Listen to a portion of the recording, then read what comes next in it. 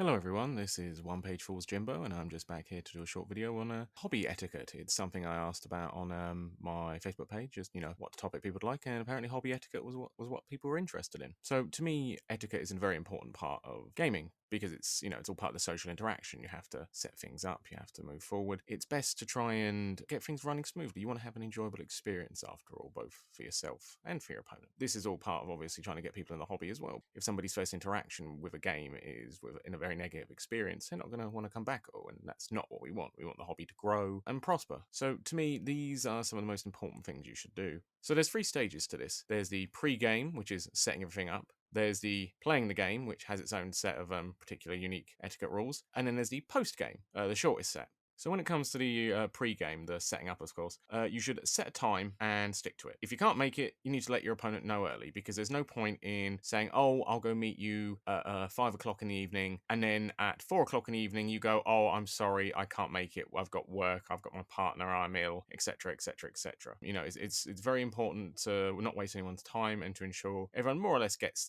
on time together. Obviously, if you're comfortable with having a bit of space before or after, that's fine, but realistically, time is a very important factor and you should keep into it. An often overlooked thing as well, I find, is deciding what kind of game you want. It's all well and good just rocking up to the table with your army case and slapping it down and going, all right, let's play. But maybe you want to play a particular way and maybe your opponent doesn't. Maybe you want a competitive game and they want a narrative game. I personally am more of a narrative guy, so when I have to face somebody in a pickup match and they're very competitive minded, I don't really have a great time. I find, their forces aren't particularly narrative based. I find the missions a tad boring, and I find, obviously not all of them, but a lot of the more competitive players have a mindset that doesn't particularly clash well with my own, and the games just aren't very enjoyable. So I think communicating this beforehand is a very important step to have just an enjoyable time for everyone. And there's no shame in liking one or the other, or even acquiescing and trying something a bit different. If you're a competitive player, you should try maybe narrative ones, and vice versa. Who knows? You may like one style more than the other, but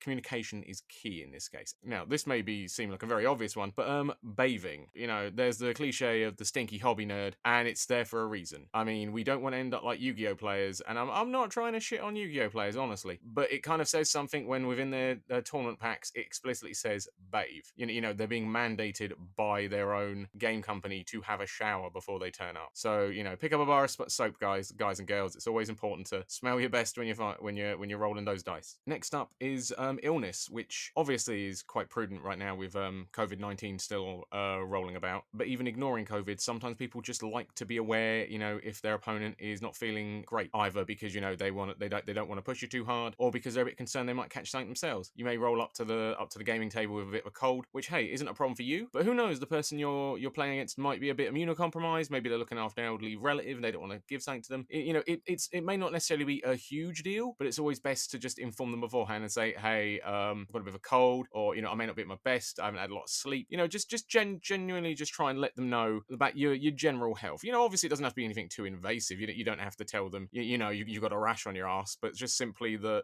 I've got a cold, I've got a fever. If you've got COVID, probably a best idea not to turn up and be playing games, but that's just me. Time limits are another thing that often gets forgotten about. Whether you're playing within an FLGS or somebody's house, there tends to be a time limit on games, whether it's the shop closing or whether it's the need to get to bed, or a partner trying to get back their husband and or wife. It's always good to figure out how long you can play and what your general time limit is.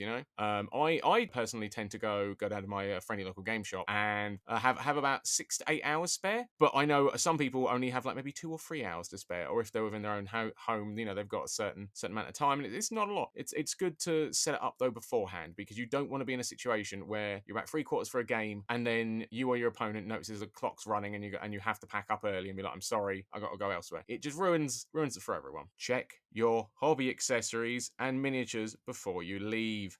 Far too many people end up rocking up to a table with no dice, no rules, no pens, because some of these games require you to tick things off or note down things. Templates are important. I do tend to find one set of templates fits most games. Most games generally have the same kind of explosion and flame template, but still, it's always good to have stuff. And cards are important. Sometimes they're profile cards, sometimes they're just a deck of playing cards, but it's always important to have them on you just in case. Similarly with your miniatures, you'd be surprised how often people forget something at the last minute and go, "Oh no, my big demon monster! Oh no, my awesome captain I spent hours painting." Always double check, guys. It's always important to double check. And one of the most important things is deciding where you're going to play. It's all well and good saying to your opponent, "Well, let's have a game," but you guys need to figure out where you're going to have that game. The general options tend to be your friendly local game store or within your own home, usually in like a hobby shed or a garage, or sometimes in your kitchen if you've got enough space. Which leads into the next stage, which is the actual playing of the game. So one of the things that one of the most obvious things is respecting the inherent rules of the friendly local game store or the person's home.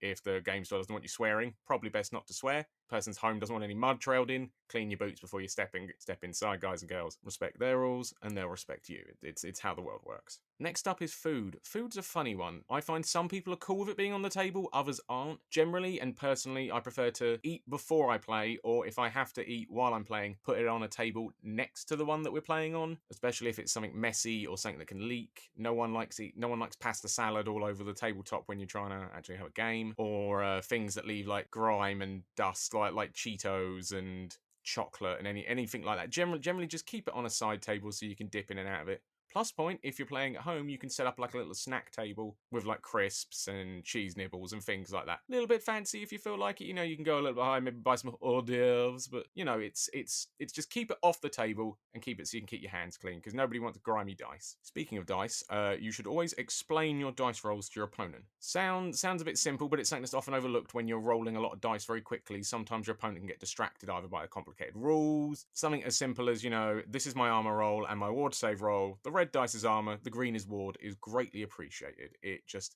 helps everything smooth along, and you don't have those awful moments afterwards of some of your opponent going, "What was that for? I wasn't paying attention, I'm sorry." Also, it refocuses the attention back on your dice rolling and stops any accusations either way of any skullduggery, because sometimes there have been occasions where people roll and then quickly pick up the dice again and roll again. It's like, no, slow it down, just explain everything. It's just much better that way, I find.